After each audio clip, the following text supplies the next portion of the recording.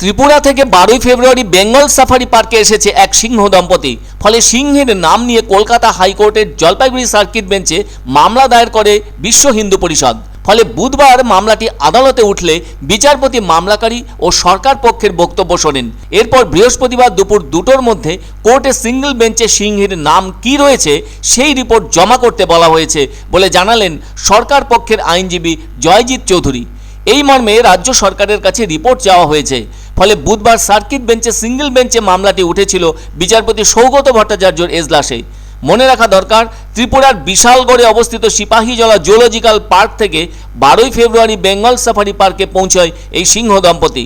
এদিকে অভিযোগ, সাফারি পার্কে আসা সিংহের নাম রাখা হয়েছে সীতা এবং সিংহের নাম রাখা হয়েছে আকবর। আর এই সীতা নামেই তীব্র আপত্তি রয়েছে বিশ্ব হিন্দু পরিষদের। সে কারণে এই সিংহের সীতা নামের বদল চেয়ে কলকাতা হাইকোর্টের জলপাইগুড়ি সার্কিট বেঞ্চে রাজ্য সরকারের বিরুদ্ধে মামলা দায়ের করেছে বিশ্ব হিন্দু পরিষদ। যে কারণে ওই মামলাটি এদিন সিঙ্গল বেঞ্চে উঠেছিল। ফলে আদালত তথ্য চেয়ে পাঠিয়েছে। যদিও বিশ্ব হিন্দু পরিষদের রাজ্য সম্পাদক লক্ষণ বনসাল বলেন, 12 ফেব্রুয়ারি বেঙ্গল সাফারিতে যে এক সিংহ দম্পতিকে আনা হয়েছিল আর ওখান থেকেই তাদের কোড নম্বর দিয়ে এখানে এসেছিল। কিন্তু এখানে আসার পর ওই সিংহ ও সিংহের নামকরণ করা হয় আকবর ও সীতা।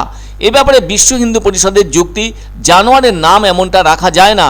আর তাই ওই বিষয়টিকে কেন্দ্র করেই তারা আদালতের দ্বারস্থ হয়েছেন।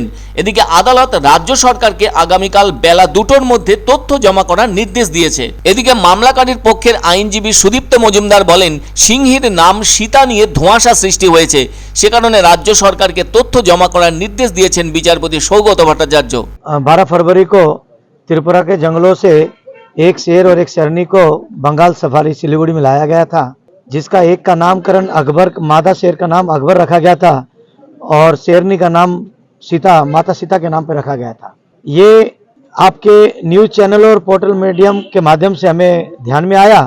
इसके विरोध में विश्व हिंदू परिषद ने माननीय उच्च न्यायालय में एक याचिका दायर की थी, जिसकी सुनवाई कुछ ही पलों पहले अभी हुई है। यहाँ पे माननीय न्यायाधीश ने कल तक का बंगाल सरकार को समय दिया है, दोपहर 2 बजे तक का, कि वो अपने पूरे जो भी इनको इंस्ट्रक्शन मिलता है स्टेट गवर्नमेंट से वो लेकर कल कोर्ट में जमा दें। हमें बोला गया था कि ये वहाँ के जो बंगाल सफारी के जो अधिकारी हैं कि हमने ये नामकरण नहीं किया, लेकिन त्रिपुरा गवर्नमेंट की तरफ से दिया गया था जो यहाँ रिसीव किया है उनके अधिकारी ने, उसमें एक कोड के लैंग्वेज के IL 25 IL 26 के नाम से यहाँ रिसीव किया गया था। लेकिन किसी षड्यंत्र के तहत, साजिश के तहत हिंदुओं की आस्थाओं के साथ खिलवाड़ करने के लिए ये काम किया गया है, जो विश्व हिंदू परिषद इसकी घोर निंदा और विरोध करती है। এখন তো আমাদের কোর্টে সব বাঘ সিংহ সবাই চলে আসছে। কালকে ম্যাটার 2টোর সময় থাকবে। আমি বলেছি যে এটা this petition cannot be entertain or is not maintainable. You person agreed. তার জন্য কালকে হোয়াট ইজ দি স্টেটাস, আমাদের জু অথরিটি থেকে কি পজিশন আছে, the animals are now in the quarantine situation পজিশনে আছে। তো কালকে আমার অফিসারদের সঙ্গে আমি কথা বলে কোর্টকে I will make my appropriate submission.